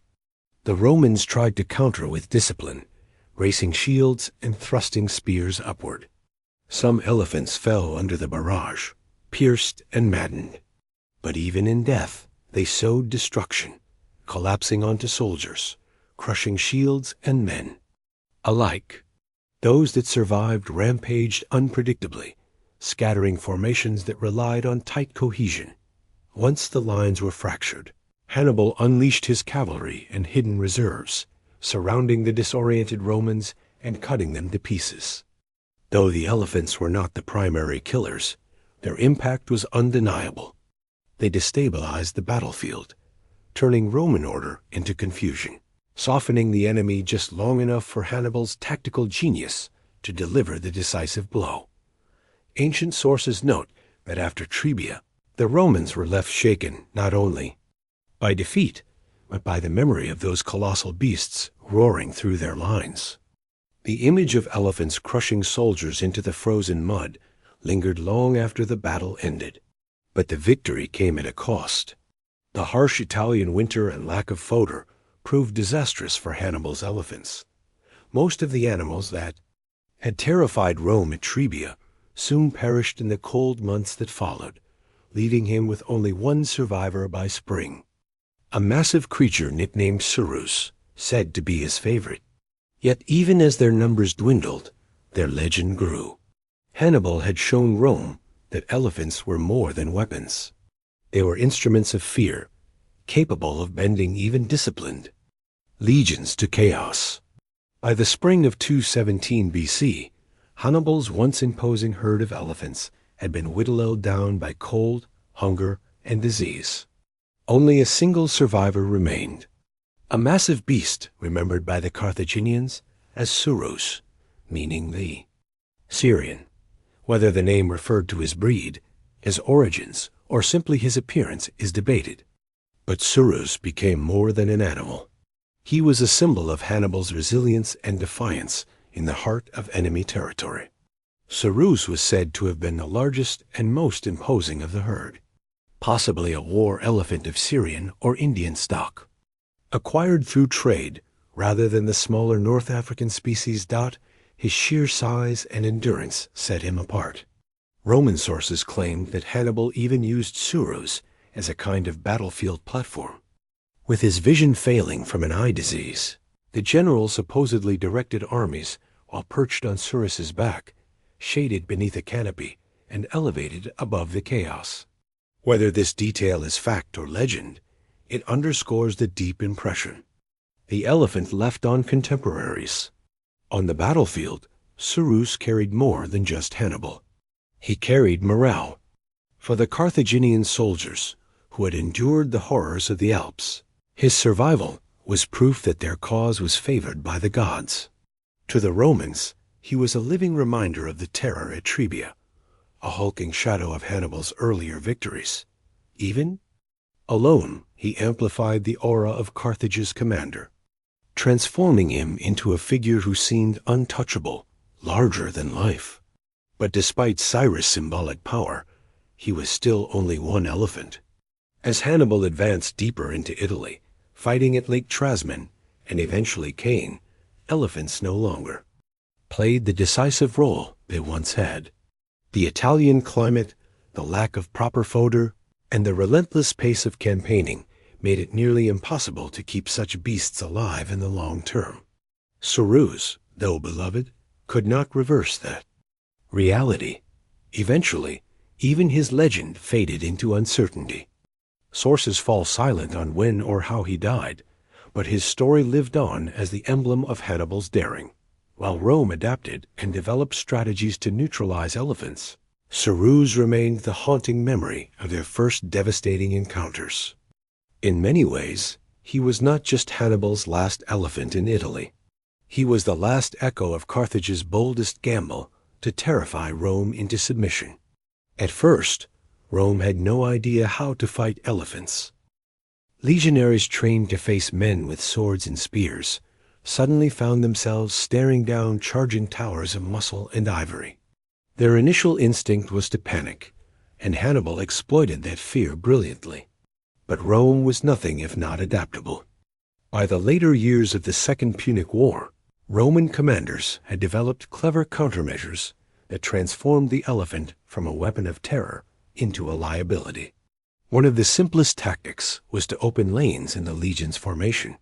When elephants charged, instead of holding a solid line, Roman soldiers stepped aside, creating corridors that funneled the beasts harmlessly through the ranks. Once past, the elephants could be harassed with javelins and slings until they either collapsed or fled. The key was discipline, resisting the urge to scatter and instead turning chaos into controlled maneuver. Roman missile troops also became crucial. Valites, lightly armed skirmishers, were trained to target elephants specifically. They hurled spears at sensitive points: the eyes, the trunk, the underbelly. Even if these wounds did not kill the animal outright, they caused pain and panic. A wounded elephant often turned back on its own lines, wreaking havoc on the Carthaginian infantry standing behind it. The Romans realized that the elephant's greatest strength, its size and ferocity, could also be turned into its greatest weakness. Another brutal tactic was psychological warfare against the animals themselves. Trumpets, horns, and even the blaring clash of shields were used to spook the beasts, making them uncontrollable in some battles. Pits were dug and disguised with brush, designed to trap charging elephants in the ground before they reached Roman lines. Against cavalry, Rome deployed spiked calrops, iron devices meant to maim the elephant's massive feet. Perhaps most importantly, Rome adapted its mindset.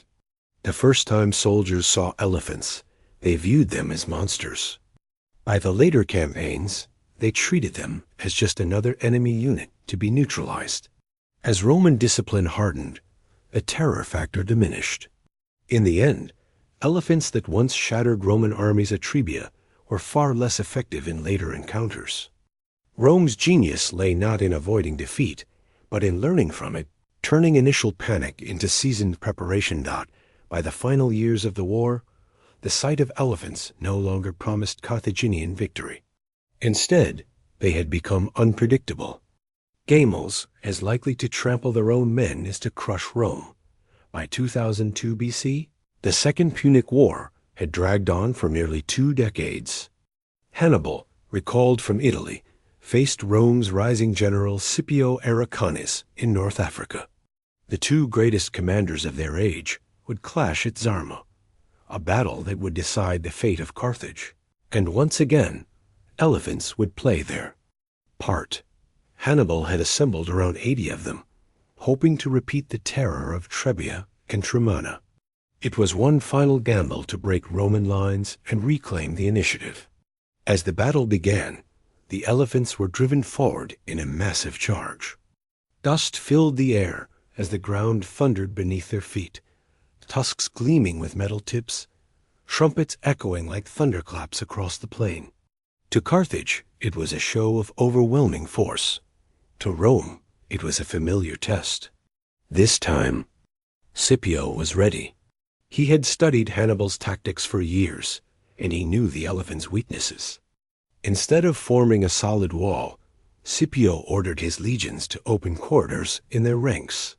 At the same time, his trumpeters blared horns to unsettle the beasts.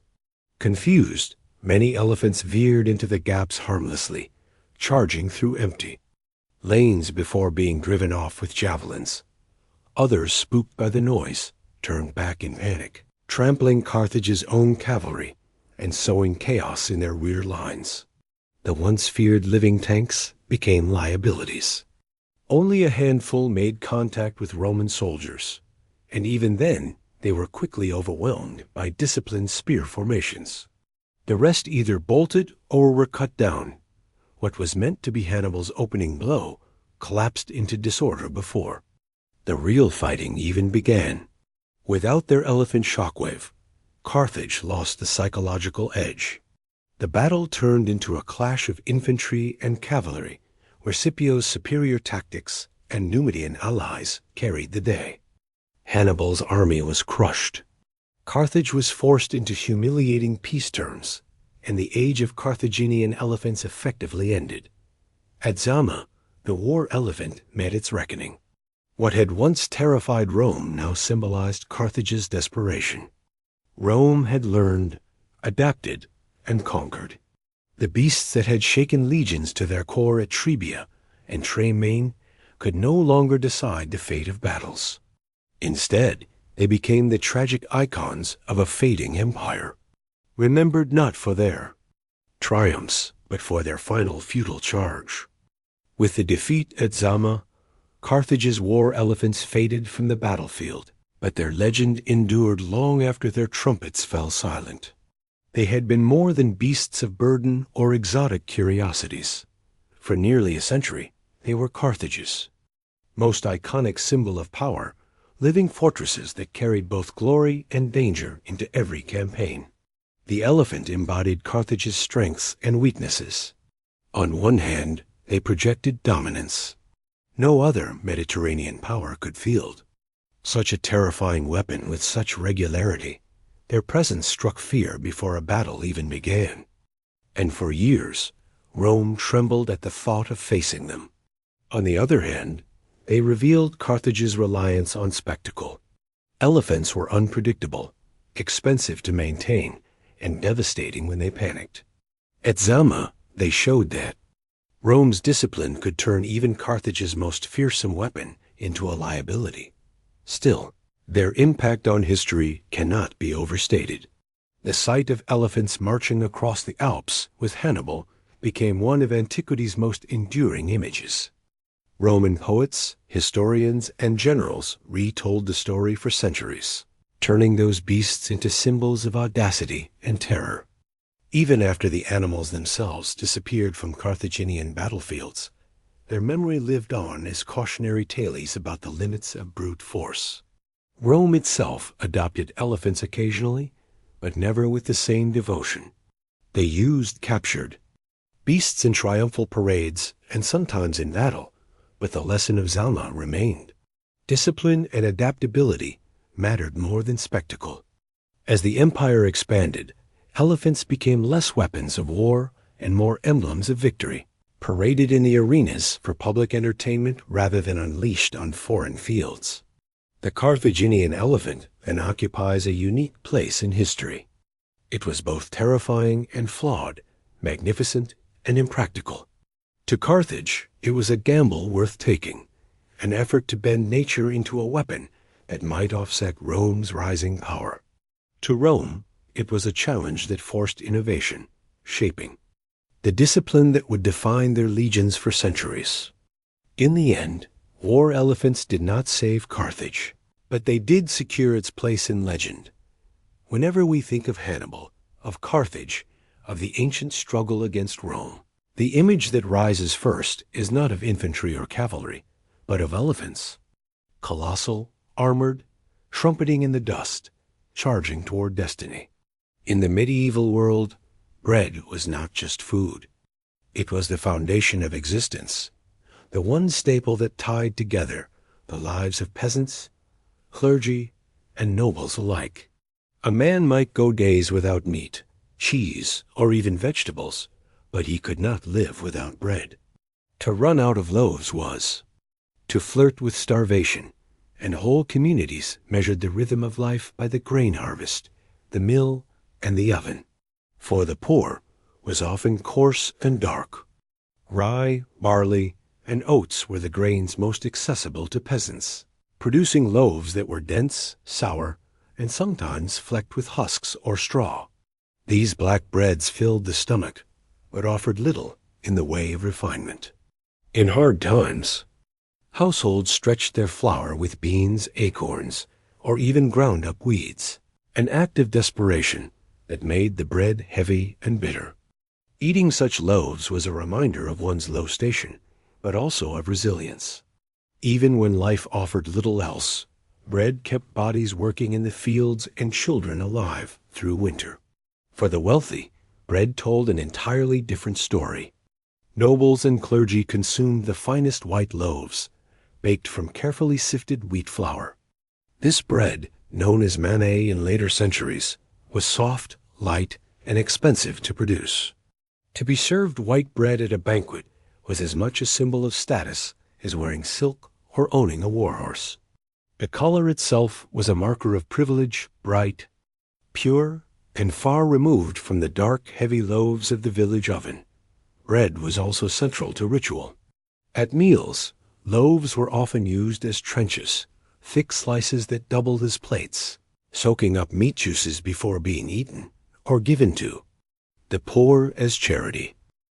At Mass, bread transformed into the body of Christ, elevating the daily staple into a symbol of divine grace.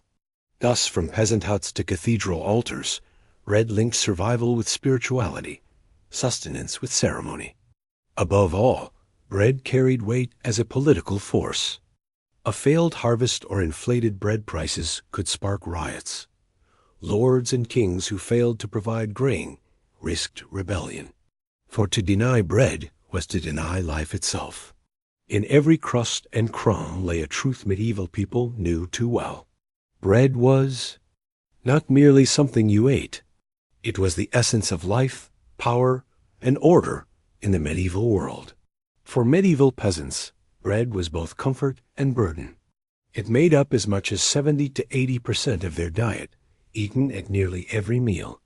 Yet the quality of that bread was often far from appetizing. Poor households rarely had steady access to fine wheat flour. Instead, their loaves were made from rye, barley, oats, or a rough mixture of whatever grain the harvest had yielded. The result was bread that was dark, coarse, and heavy, more a block of sustenance than a delicate food.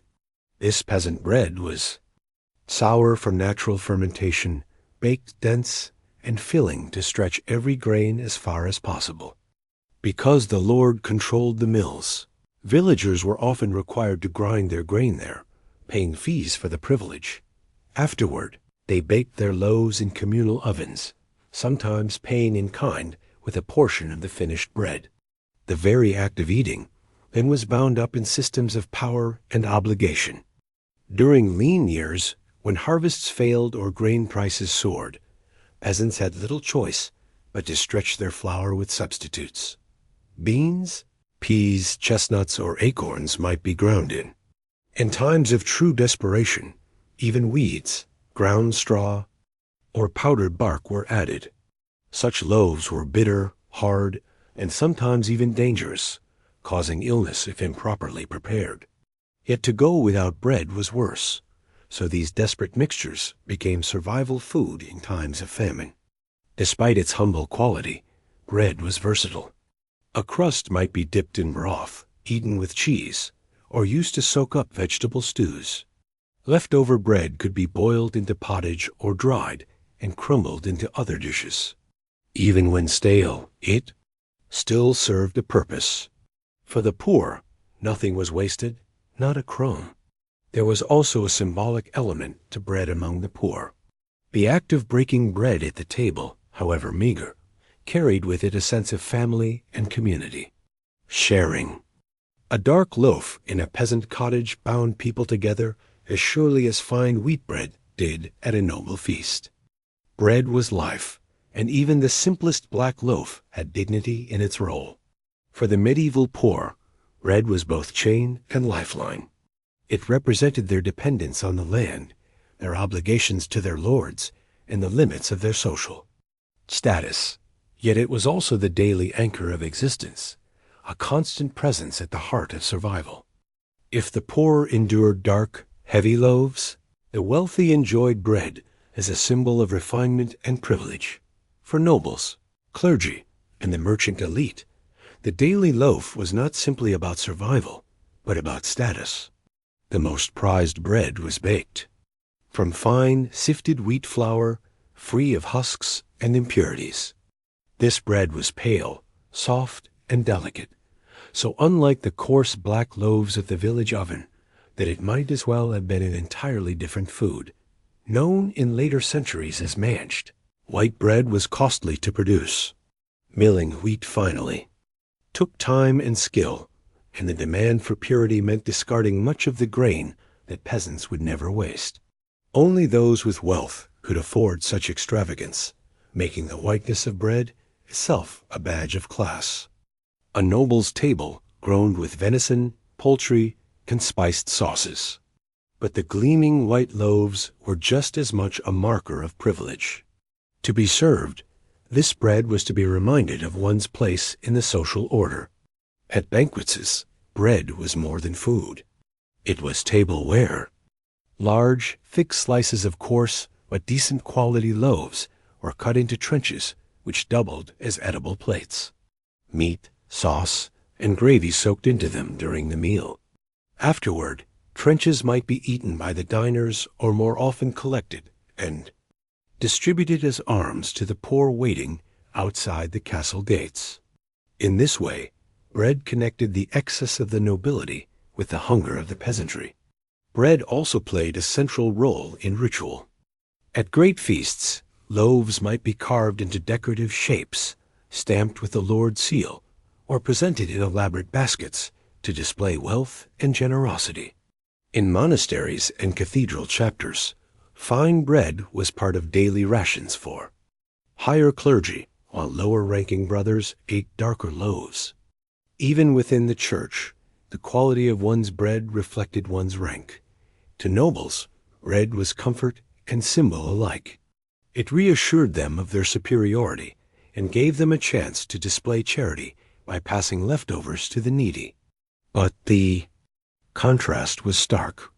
While peasants chewed through gritty rye, nobles savored soft white wheat loaves with honey or butter. In every bite lay a reminder of hierarchy. Bread may have been universal in the medieval world, but not all bread was equal. For the wealthy, it was proof that life could be savored, while others merely endured it.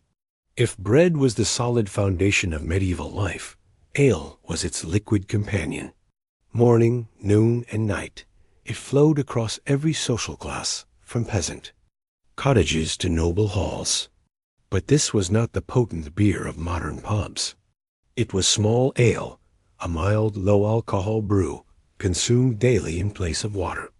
In an age when rivers and wells were easily fouled by waste, ale was safer to drink, the brewing process killing off harmful bacteria.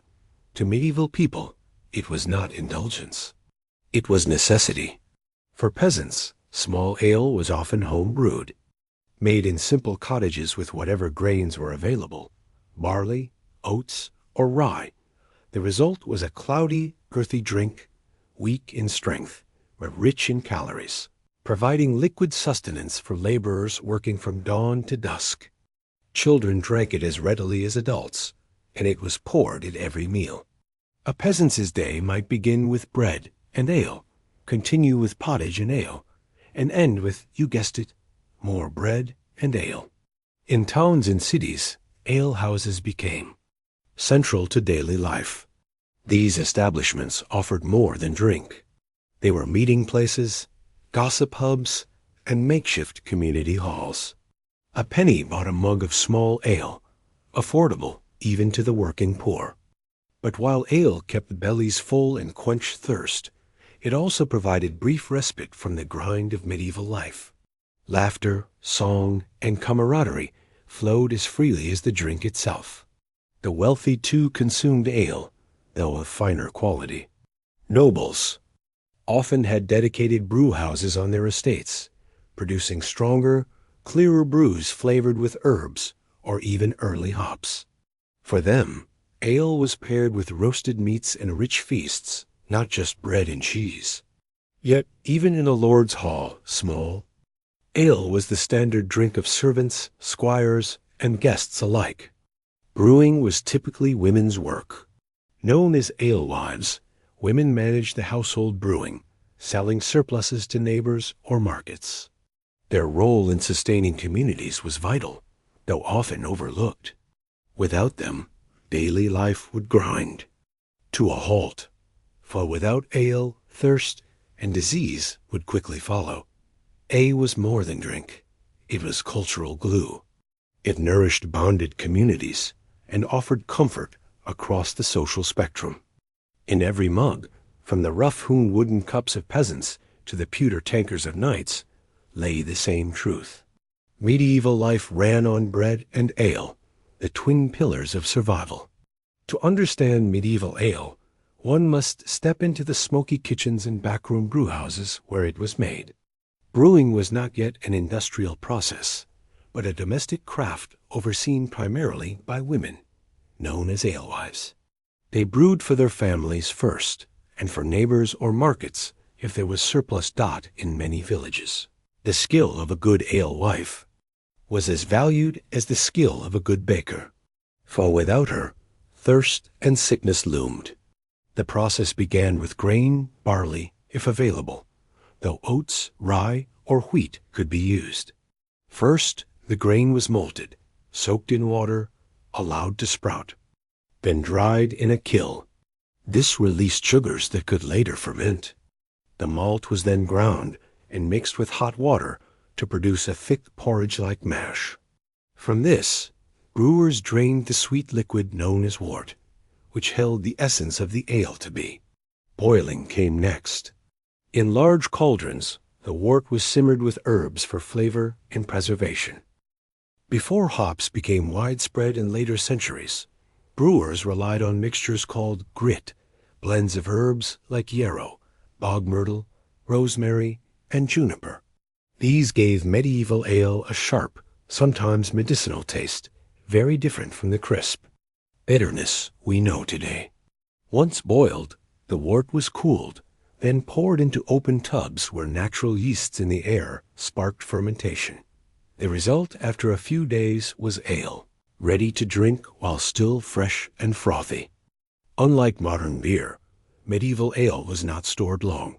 It soured quickly, often within days, so it was brewed frequently in small batches. A household might brew several times a week, ensuring a constant supply. Stronger ales could last longer, but the small ale that fueled daily life was meant to be consumed fast before it spoiled. Brewing was not only domestic, but commercial. In towns, alewives sold their brews openly, sometimes marked by signs like a broom or greenery hung over the door. Authorities regulated prices and quality. For bad ale was not just unpleasant, it was a public hazard. A watered-down batch or spoiled brew could cause anger, fines, or even punishment out in the medieval world. Brewing was both art and survival. It demanded skill, patience, and knowledge passed down through generations. Every cup of ale was the product of human ingenuity, harnessing grain, fire, and fermentation. It was the drink that turned harvests into sustenance and kept medieval society running, one bubbling vat at a time. At every meal in the medieval world, whether at a peasant's hut or a noble's hall, two constants held sway: bread and ale. They were not simply side dishes or accompaniment, but the backbone of daily eating, the reliable staples that framed every bite and sip. For the poor, a meal often began and ended with bread. A crust of coarse rye or barley loaf was dipped into a bowl of pottage. A thick stew of beans, peas, onions, and whatever scraps of vegetables or meat were available. Ali washed it down, mild enough for children, hearty enough for men laboring from dawn to dusk. It was a diet heavy on sustenance and light on luxury, but it kept people alive and working. In many households, ale was brewed in such small batches that each day's jug was finished by nightfall, leaving nothing wasted. In contrast, noble tables offered bread in a variety of forms. Fine white wheat loaves were set before lords and ladies, while darker breads were reserved for servants and lesser guests dotted great feasts. Trenches, thick slices of bread, were used as edible plates. These caught the juices of roasted meats, and spiced sauces, soaking up flavor until they were eaten at the end of the meal, or collected and distributed to the poor as alms. The presence of multiple bread types at one table visually reinforced the hierarchy of the medieval world. Status was tasted as well as seen. A lay, too, was ever present. In castles, brewhouses produced stronger, clearer ale for the lord's table, sometimes flavored with imported spices or herbs. Servants and soldiers drank small ale, the everyday brew that quenched thirst and nourished bodies. At feasts, great pitchers of ale flowed alongside wine, the latter reserved for the wealthiest or for special occasions. Even so, ale remained the true drink of daily life, trusted over water and cherished as part of every shared meal. Meals were rarely silent. Bread was broken, ale poured, and conversation flowed with it. Stories, gossip, and even political negotiations conducted over loaves and mugs. In monasteries, silence ruled the refectory. But even there, bread and ale were constants, tying the lives of monks to those of the people beyond their cloisters. At every level of society, bread and ale transformed eating from a simple act of survival into a communal ritual.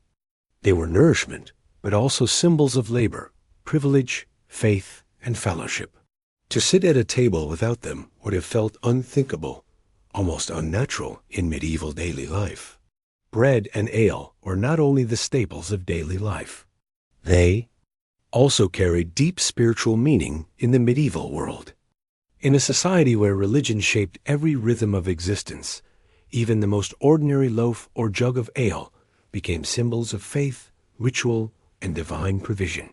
Bread above all held sacred significance. In the Christian liturgy, it was transformed. During the Mass into the body of Christ, a miracle that elevated the humble loaf into the centerpiece of worship. Every medieval person, whether peasant or noble, knew that the bread they ate each day mirrored the bread consecrated at the altar.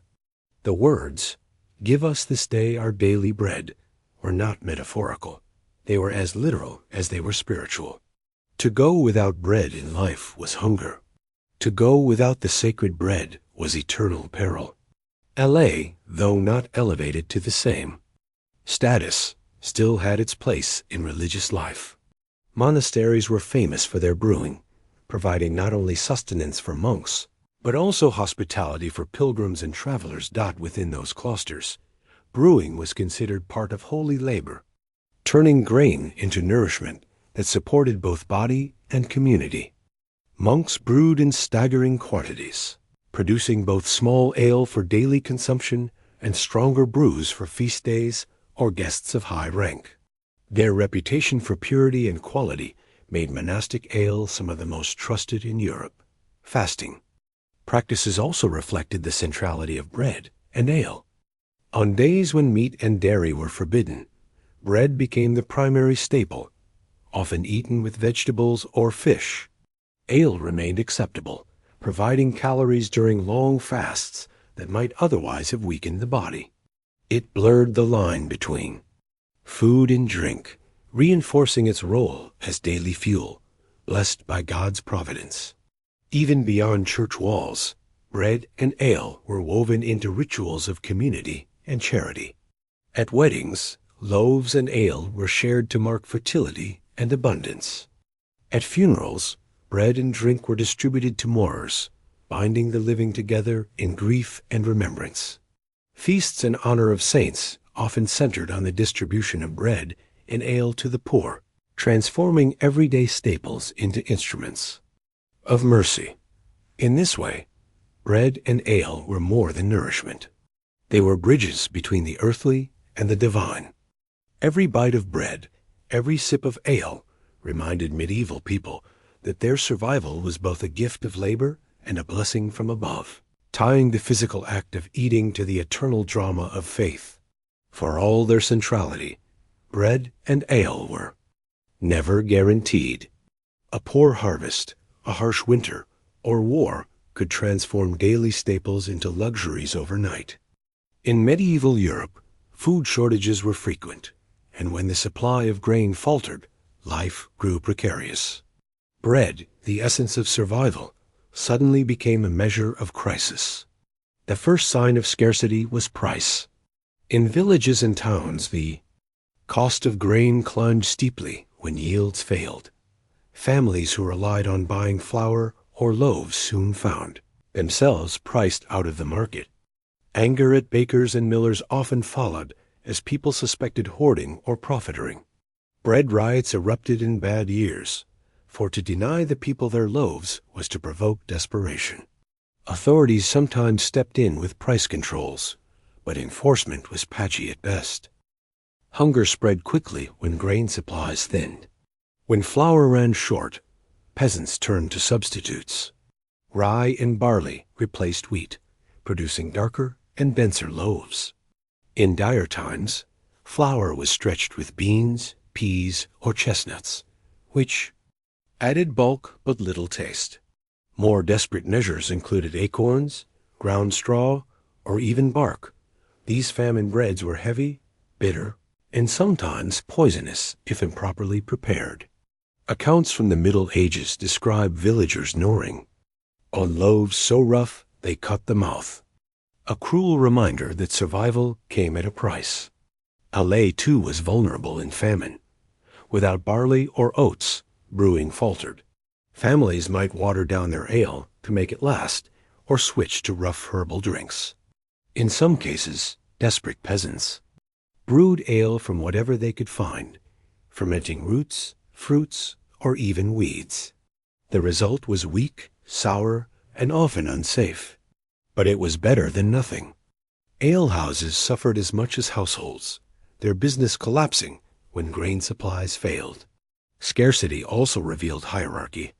While peasants starved on bark bread, nobles often still ate fine wheat loaves, imported expense. Lords had the wealth to secure supplies. Monasteries hoarded grain for their own communities, and the poor bore the brunt of famine. This inequality could fuel rebellion as hungry villagers turned against the very lords who should have protected them. Famine left scars not only on bodies, but on memory. Generations remembered the bitter taste of substitute bread, the gnawing hunger, and the helplessness of watching stores run dry. Scarcity made clear the fragile balance of medieval life.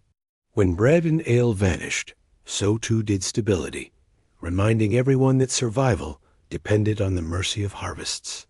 Bread and ale were more than food and drink. They were the foundation of medieval existence. From dawn until dusk, they sustained every class of society, shaping not just diets, but economies, rituals, and even politics. Centuries later, their legacy still lingers in our language, our traditions, and the very idea of what it means to share a meal. Bread was the ultimate symbol of life itself. Its centrality is reflected in medieval law and religion, where ensuring grain supplies was a duty of kings and lords. To control bread was to control society, for no one could live without it. Even today, phrases like breadwinner or our daily bread echo its role as the essential measure of sustenance. In the Middle Ages, a man might live on little more than coarse loaves, and a noble might dine on delicate wheat bread, but both understood that without bread, life unraveled. Ale, too, left a mark that endures. It was not the refined hoppy beer of modern Europe, but a simpler, cloudier drink, more nourishment than indulgence. Its presence in every home, every monastery, and every tavern made it the social glue of the medieval world. Eos became centers of gossip, trade, and local politics, while monastic breweries laid the foundation for Europe's later beer culture. The reliance on ale over water reveals a truth about medieval life. Safety, health, and survival were bound up in the brewing kettle. Together, bread and ale shaped medieval identity. They were the common thread linking peasant cottages noble, feasts, and monastic clusters. They marked the rhythms of life, from the trenches of banquets to the loaves broken as arms for the poor. From the morning jug of small ale to the sacred bread at Mass, they were not luxuries but constants, reminders of both human fragility and resilience. When famine struck, their absence tore at the fabric of society. When they were plentiful, they gave stability, even joy. The memory of their scarcity haunted generations, ensuring that grain stores and brewing vats were guarded as fiercely as castles. In the end, the legacy of bread and ale is not just about taste or sustenance. It is about survival, community, and culture. To break bread and share ale was to affirm life itself. In medieval Europe, no act was more universal, no habit more enduring than reaching for a loaf and raising a